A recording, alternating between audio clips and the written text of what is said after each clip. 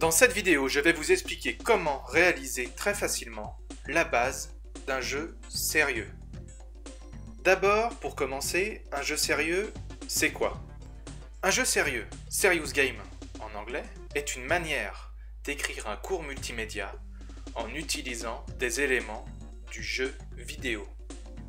On parle aussi de gamification.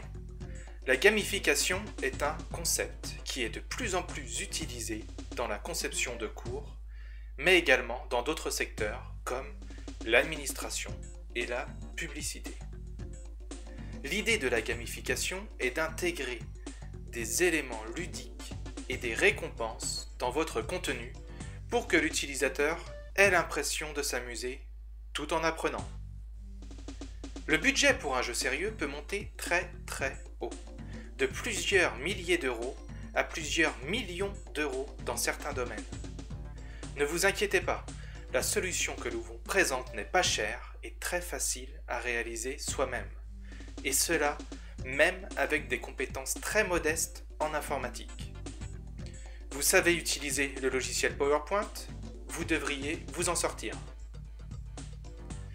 Dans cette présentation, nous allons voir trois types d'objets utilisés dans le logiciel Ludiscape. L'objet Player, qui va représenter le héros, le personnage.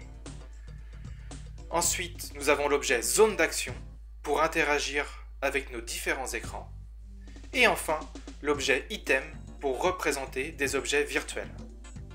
Ces trois objets vont nous suffire à construire la base d'un jeu sérieux pour apprendre, dans notre exemple, du vocabulaire anglais. Mais vous pouvez bien sûr utiliser ces objets dans n'importe quel projet, il n'y a de limite que votre imagination. Rentrons maintenant dans le cœur du sujet. Nous démarrons un projet classique qui représente notre premier écran de jeu. Nous allons ensuite insérer l'objet Player qui se trouve dans la bibliothèque appelée Ludi. Voilà, nous avons terminé la première étape. Avec simplement cette manipulation, nous avons à présent un personnage que l'on peut déplacer comme dans un jeu vidéo.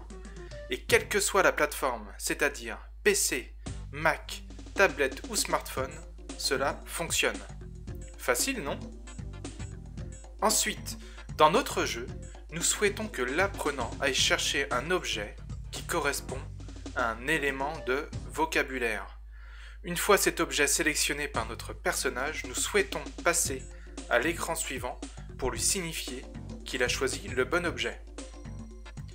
Pour cela, nous allons choisir notre deuxième type d'objet, la zone action, qui se trouve toujours dans la bibliothèque Ludi. Une fois insérée sur notre écran, nous allons double-cliquer sur celle-ci pour charger l'image de notre ordinateur qui correspond à notre objet. Et enfin, pour finir, nous allons ajouter des faux objets pour rendre plus difficile notre mini-jeu. Pour cela, nous allons utiliser le dernier type d'objet, l'objet Item. À chaque objet Item, nous pouvons changer l'image et le message qui s'affiche pour signifier au joueur qu'il s'est trompé. Voilà comment, en quelques minutes, vous venez de créer un mini-jeu très simplement. Facile, non? Je vous donne rendez-vous dans notre prochaine vidéo pour découvrir d'autres objets du logiciel Ludiscape.